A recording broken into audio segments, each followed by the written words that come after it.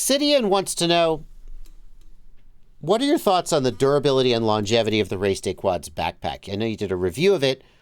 Hero Psycho said he knows some people who have it and, quote, they don't hold up well.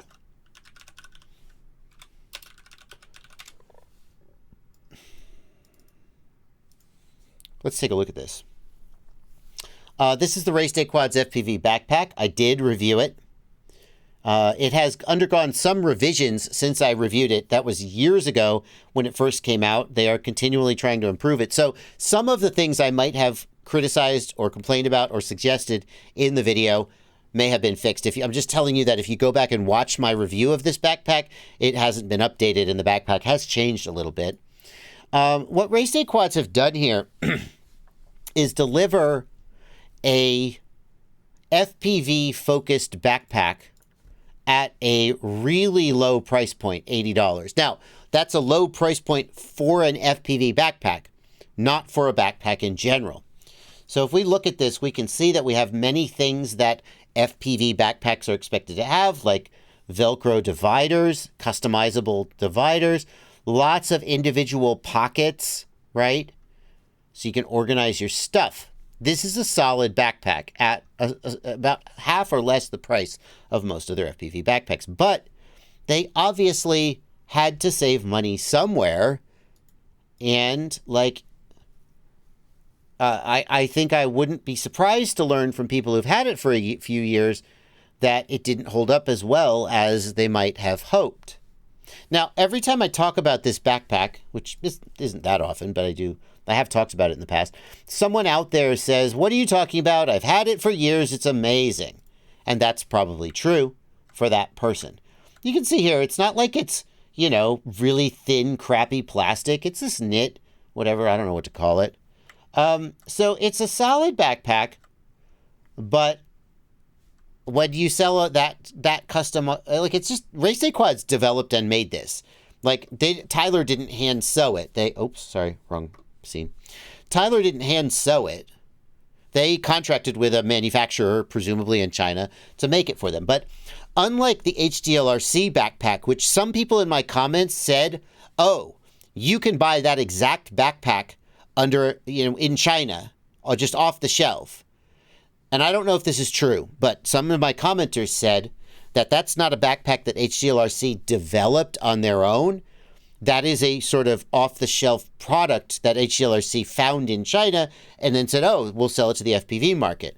Again, I don't know that that's true, but if that were true, that would be different than what RaceDayQuads did. This was developed by RaceDayQuads to their specs and manufactured only for them, specifically for them. And that costs money. So I would believe you if you said, I know some people who thought that the durability of this pack was not as good as they would have hoped. That would surprise me because at that price point, corners would have to be cut somewhere, I would think. I would say that what you have to ask yourself, and you've seen me do this on stream before if you watch my streams a lot. So pardon me while Grandpa goes into a story that he's told before if you've heard it. Several years ago, my wife bought where's backpacks? Bags and packs, tactical backpacks. My wife bought one of these tactical backpacks from LA Police Gear. That's the only reason I bring this website up is because that's where she actually bought it from. I don't remember exactly which one it was, but perhaps it was this one. So this is the LA Police Gear 3-day backpack. It is an enormous backpack. It doesn't have all the cool dividers and pockets. I mean, it has a lot of pockets. Don't get me wrong. It's got a lot of pockets. But like the interior, I'm trying to find a shot of the interior. I don't know if I'm going to find it. Hopefully I will. I don't. No. Oh, shut up. Shut up. I don't want to spin the wheel. Show me more pictures.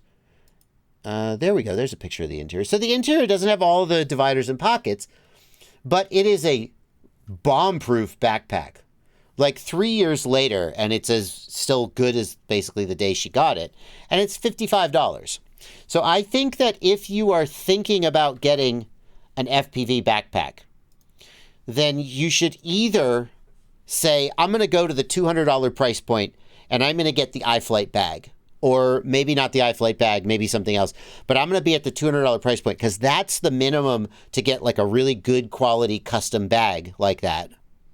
Or if you're going to try to get something on the cheap, you have to ask, do I want to spend $80 on the RaceDayQuads backpack and get a slightly, let's say, watered down version? Or do I want to spend $55 on like a really solid regular backpack and then make do? Yeah, that's a tough call. Because if you get the regular backpack, you are going to need like a case for your goggles. Whereas with the RaceDayQuads backpack, it has the dividers and you can just put your goggles in without a case. I don't know. I don't know what the right answer is there. I'll tell you what, these comments are extremely divided. Yeah? What are you getting, Blunty? A lot of people are like, hey, this is horrible, waste of money, trash. Mouse FPV says the DJI goggles don't fit. JC Cantrell says, I use the RDQ pack for my TBS goggles V2. So it's just, there's a lot of confusion from everybody. Some people are saying it's great. Some people saw a bunch of them were ripped. Some people said, I don't know. It seems to be all over the board. I wonder if QC is an issue because they're Chinese. I would hope RDQ is working on QC. RDQ is usually pretty solid. Right? Yeah. Yeah. I would agree that the interior dividers are made of a thinner material than the exterior. Thank God, right? The exterior better be thicker. And if you try and store tools in the interior pockets, they will cut or tear through. I always store my tools in a separate little bag, so that's what I would suggest you do. Yeah. So I don't think there's an easy answer. Some people love it, say they've used it for years, it's great.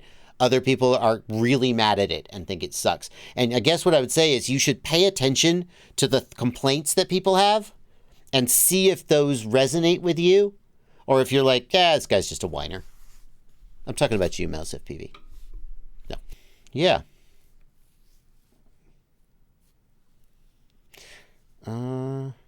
I reviewed the UUF bag. I don't remember what I said about it. It does have dividers, and it may have changed since I reviewed it. Again, I just feel like if you're going to buy a custom bag in this price range, you're going to end up making a lot of compromises, and you should be aware of that. You'd have to go back and look at my review of the UUF bag, because I don't remember what I said about it, so I'm not going to try and repeat it. Yeah. Night Owl says Nivek is using a snow boots bag with some custom-made reinforcements so it stays upright. Sure. The main thing you're going to get with a custom bag is that, and again, I have to credit my wife. She was the one who pointed this out. She said an FPV bag is designed to set down and open up, and there's all your stuff. Whereas a traditional backpack is designed to put down and you reach in and take stuff out of it. But an FPV bag just kind of lays it there for you. And that is what you're getting when you pay like $200 for a custom bag. So